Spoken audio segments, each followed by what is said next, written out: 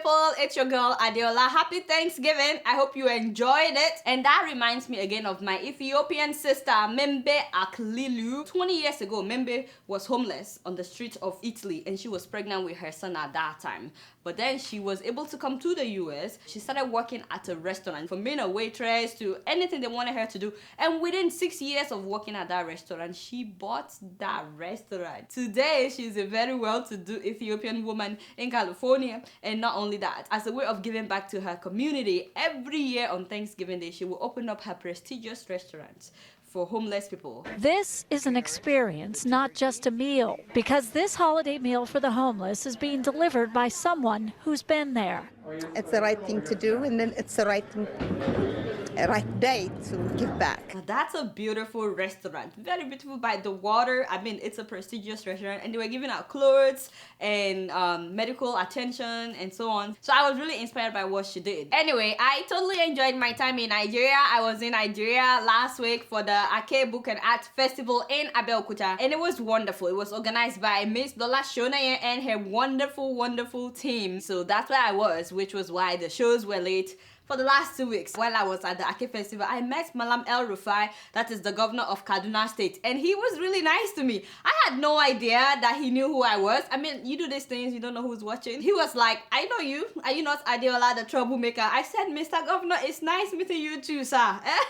I talked about you last week on my show. You're doing well now, but if you stop doing well, I'm watching you on Plasma TV. If you see how he looked at me, in that face, And not only that, when I was in Nigeria, come and see petrol scarcity. Everywhere people were looking for fuel. Call me Mr. President. Get him on speed dial.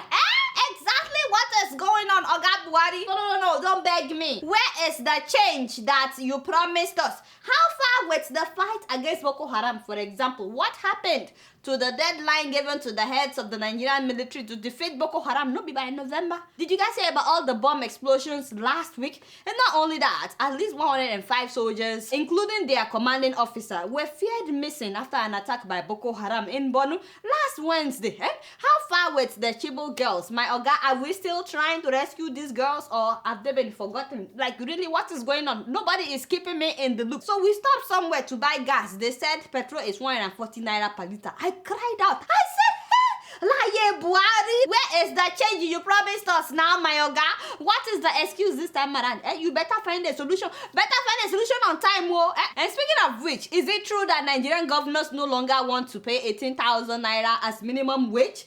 Is it true that they are saying that it's too much? 18,000. How much is 18,000 naira? Like $90, yes, per month. Hey, our governors are saying they can no longer pay 18,000 because the economy is bad. First of all, I laughed in English. And then I laughed in Yoruba. I said, yeah, Titi.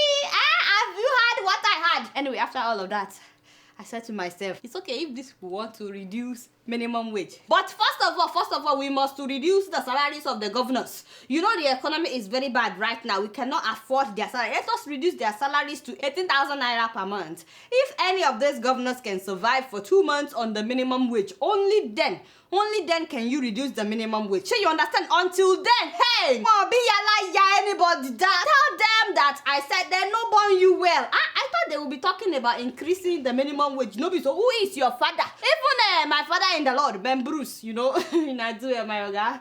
Keep enjoying your father rice, by the way. Even Mr. Ben Bruce on his Twitter page, he said that this same governor spend more than 18,000 naira every month on their drugs. No be so. And I concur with this statement. On this issue, I refuse to disagree with the man, even though we disagree on many things. Better get your ass together, Nigerian governors. And speaking of governors, and I'm running out of breath, you know.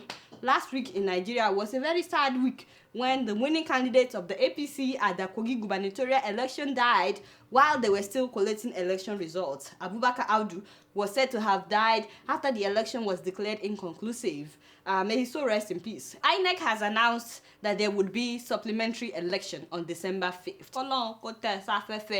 Now that we have prayed for the deceased, my dear, you know, there are some things that surprised me, and this is just between me and you, so don't go and tell everybody. You know how Nigerians are. You can't say anything about a dead person. They will say you have no right to talk about the dead. So move closer, just between me and you. So was it just me, or were you also surprised that this man was the APC candidate in the first place? Were you surprised? Because I was surprised. You know how APC promised us change. This man was governor twice already, and he was 68. You know, so I said, so APC could not find anybody else. They couldn't find a young person to field as their candidate. Hey, I learned that Prince Audu had been battling with high blood pressure for some time. And I said, why would we field people that are sick as candidates in Nigeria? Why do we do that? I'm not saying that these people cannot do the job, but their health is more important. No, so it takes a lot to be a governor if you would do well in you. And it takes a lot to be president. If someone is not well, I don't think it's fair to them to field them as candidates. And I don't think they themselves should say by fire by force, I must do it. In fact, I heard that a day to the elections, the guy had blood transfusion. I'm like, so they knew that he wasn't physically fit? You had blood transfusion and you want to be a governor the next day? It's good though. And by the way, I wouldn't even have a problem if not for the fact that he allegedly knew, so don't go and quote me, but allegedly he stole billions of naira when he was governor. You know, he's been governor twice already. In fact, EFCC picked him up. They arraigned him for, I think, 10 billion naira, 10 or 11. Yes, the case is still pending. My issue is not with the debt, you understand? It is with APC that is promising us change, yet they try to give us a governor who stole billions. Why now?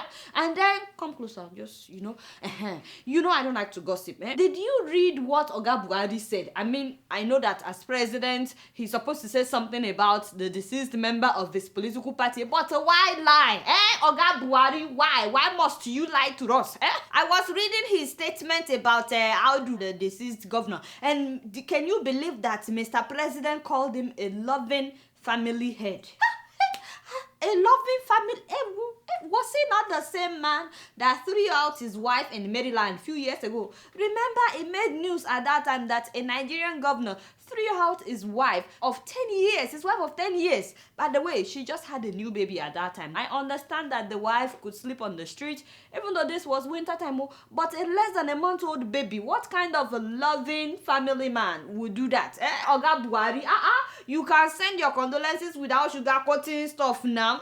He accused that wife of planning to poison him. Just imagine. And the wife denied. She even swore by the Quran. Yet, this man insisted that for him to believe her, she must walk over his father's grave naked in the middle of the night and perform some rituals just to convince him that she had no plans to kill him. Just imagine how ridiculous that is. So because she refused to do that, he threw her out in the middle of winter in Maryland. By the way, the man had other houses apart from his $1.7 million mansion where the wife was living in Maryland at that time. He had like apartments. He recently sold some apartments. Couldn't put this woman in any of his apartments. He threw her out with her 3 children, including a newborn baby. And was it the beginning of this year or ending of last year that he married a new bride?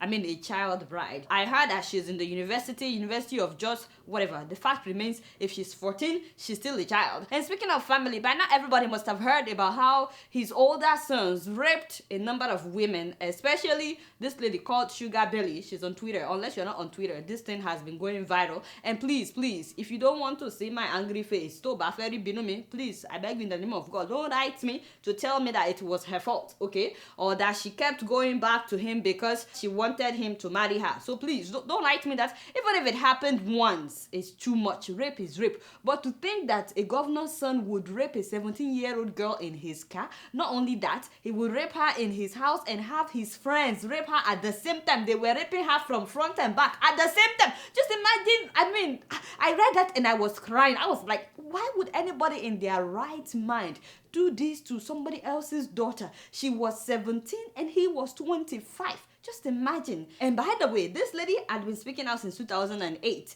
Nobody listened to her. So for those that were saying, oh, why did she start talking now that the guy's father died? Oh, she's a political agent. You are just led to hear the gist. And regardless of the emails or Facebook messages that people dug up, the fact remains he raped her. Not once, not twice. He raped her over a period of 6 months. Okay, so imagine how big my head got when I heard rumors that some people were nominating this same son, the one that raped that girl. They were nominating him to be the governor after his father died. I said, Che, oju mi mera ribi, aribi, ribi, ribi, ba, aribi, ba.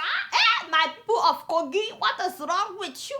You think we didn't see those of you that were campaigning for him to be a candidate? What a shame, not happening, not happening. Anyway, like I said, I'm disappointed in APC for fielding somebody that EFCC arraigned for fraud, telling us that if elected, he would return the money. Hey, we are not stupid now. Why didn't he return the money before contesting? And then we will know that he was sincere. No, be so, but again, you guys know that. I don't like to gossip, waiting be my own. And yes, I'm disappointed in Oga Buhari, making me upset. I said all of that just to say that may he so rest in peace. You guys might don't know much. Guess what? I'm just keeping it real.